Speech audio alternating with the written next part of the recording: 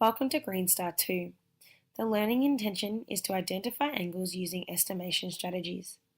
To be successful, you'll be able to demonstrate the ability to estimate an angle using my right angle understandings and to use mathematical languages when explaining your estimations.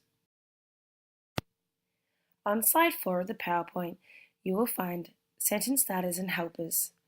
These will help you explain your estimations when you're articulating it to your teacher.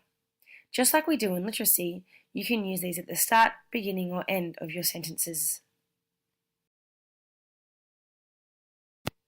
Here we are using our right angle knowledge to help us estimate the angle of an unknown angle. We know that a right angle is 90 degrees, and it looks like the corner of a normal room. If we look at angle B, we can see that it is larger because of its turn area and its arms being wider apart. Using such right angle knowledge, we can then estimate that angle B is larger than the right angle because its arms are wider apart and it has a bigger turn area. It can be estimated that angle B is 110 degrees. This is because it would be larger than a right angle being at 90 degrees. Here we can look at how everyday life understandings can help us measure angles.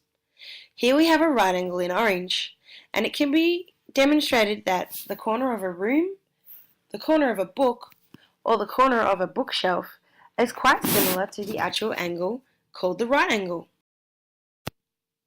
It is quite simple to compare the right angles to things in our everyday life. It can get a little bit more complex when we're looking at smaller or larger angles than a right angle. Using this 45-degree angle, is there anything in your everyday life that you can compare it to help you estimate it? No? Well, what about a door? Or some folders? Or even the hands on a clock? Although we already knew the degrees of this angle being 45 degrees, it does help trying to relate it to things within our world. It may be a little bit tricky to think of such items like this door, folders, or clock, but practice makes perfect. Now it's your turn to work your way through the tasks on the next slides.